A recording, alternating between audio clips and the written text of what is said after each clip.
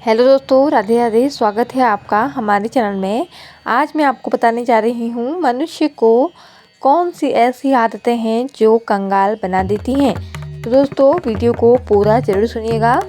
मनुष्य को धीरे धीरे कंगाल बना देती हैं ये 11 आदतें।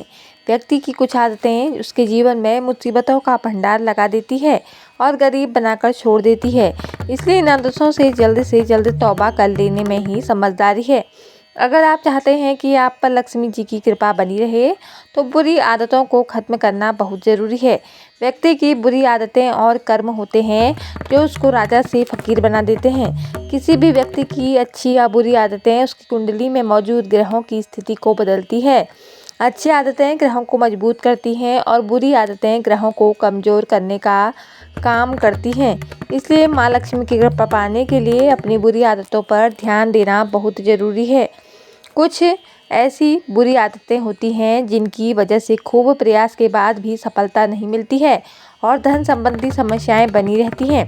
ऐसे में आपकी जरा सी लापरवाही से आपको दरिद्रता का सामना करना पड़ सकता है।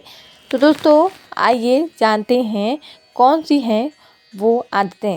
तो दोस्तों जानकारी में आगे बढ़ने से पहले आप अगर माता लक्ष्मी का आशीर्वाद प्राप्त करना चाहते हैं तो इस वीडियो को एक लाइक करें और चैनल को सब्सक्राइब करें और कमेंट बॉक्स में जय माता दी जरूर लिखें दोस्तों।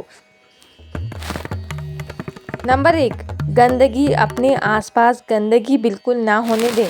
गंदगी से नकारात्मकता आती है और लक्ष्मी जी नाराज हो जाती है। इसलिए नियमित रूप से अपने आसपास सफाई रखनी चाहिए ताकि जीवन में सुख समृद्धि बनी रहे। नंबर 2, नाखून चबाना। अगर आपकी भी नाखून चबाने की आदत है तो उसे तुरंत बदल दें, क्योंकि नाखून चबाने से व्यक्ति की कुंडली में सूर्य ग्रह कमजोर हो जाता है और व्यक्ति के मान सम्मान, स्वास्थ्य और कार्यों पर गलत प्रभाव देखने को मिलता है।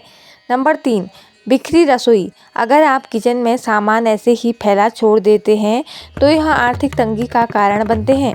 रसोई घर में चीज़ों को व्यवस्थित ढंग से न रखने पर घर में दरिद्रता का निवास होता है। नंबर 4, पशु पक्षियों को दाना ना डालना।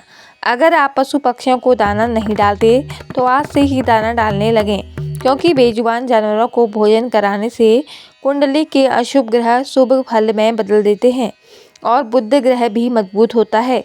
इससे करियर की रुकावटें दूर होती हैं। नंबर 5, बेड पर गंदी या फटी चादर होना। बेड पर गंदी या फटी चादर होने का सिर्फ स्वास्थ्य पर ही नहीं बल्कि वास्तुशास्त्र के मुताबिक मनोदशा और आर्थिक जीवन पर भी नकारात्मक प्रभाव पड़ता है। ऐसी चादर एक नकारात्मक वातावरण बनाती है। गंदा बिस्तर वास्तु दोष को बढ़ावा देता है। नंबर 6, छेद वाले अंडरगारमेंट्स पहनना। हिंदू धर्म की मान्यता के अनुसार छेद वाले कोई भी पुराने और फटे कपड़े नहीं पहनने चाहिए। यह दरिद्रता यानी अलक्ष्मी आमंत्रित करती है।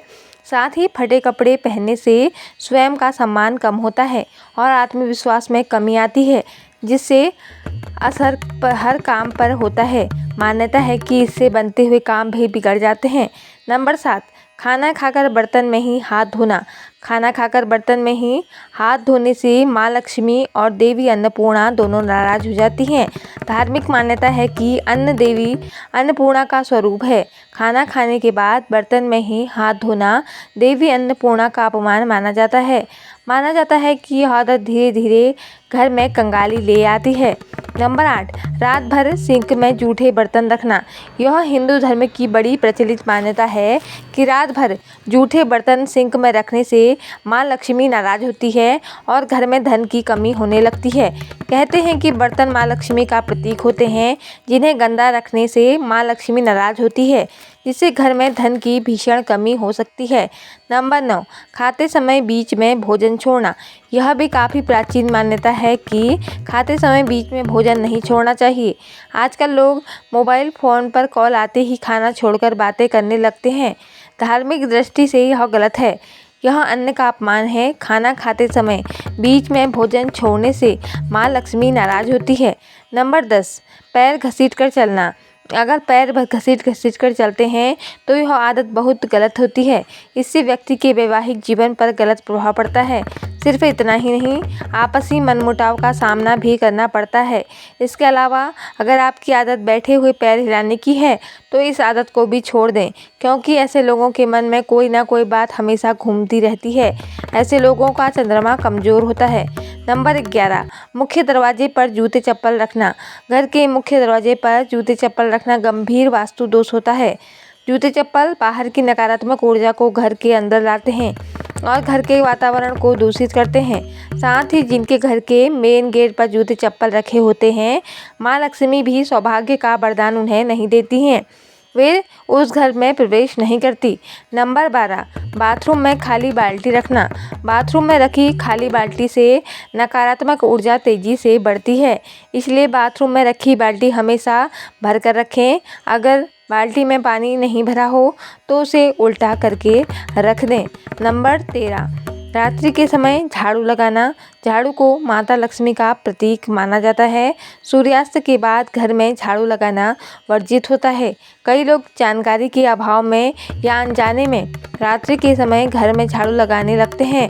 इससे माता लक्ष्मी रुष्ट हो जाती है, जिससे आपके धन संपत्ति पर नकारात्मक प्रभाव पड़ता है। घर में दरिद्रता का वास होता है। नंबर 14, राह चलते बार बार थूकना। बहुत से लोगों को यात्रा करते समय बार बार सड़क पर थूकने की आदत होती है। इस आदत के कारण सूर्य ग्रह से जुड़े दोष पैदा होते हैं। सूर्य दोष से आपके धन धान्य में कमी, कार्यों में असफलता, पिता से खराब संबंध आदि की दिक्कतें होती हैं।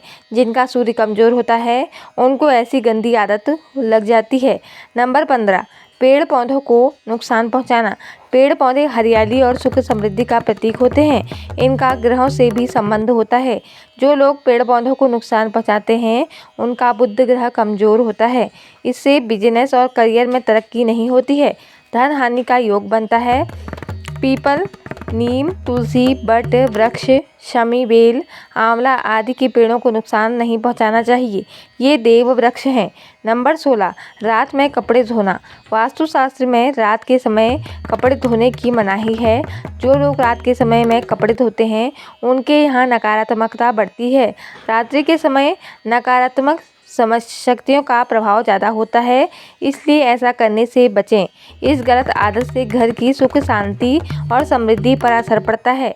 इसके अलावा रात में खाना खाने के बाद जो लोग बर्तन गंदा ही छोड़ देते हैं उनके घर में धन धान्य की कमी होने लगती है, क्योंकि बर्तन और किचन को गंदा छोड़ने से माता अन्नपूर्णा नाराज होती है। इससे बचने के लिए रात में भोजन के बाद किचन और बर्तन को साफ़ कर देना चाहिए। तो दोस्तों, यह तमाम जानकारी आपको कैसी लगी कमेंट करके ज़रूर बताएं और हमारे चैनल पर नए हैं तो सब्सक्राइब जरूर करें। ऐसी ही ज्ञानवर्धक और आध्यात्मिक कहानियाँ सुनने के लिए धन्यवाद। जय माता दी।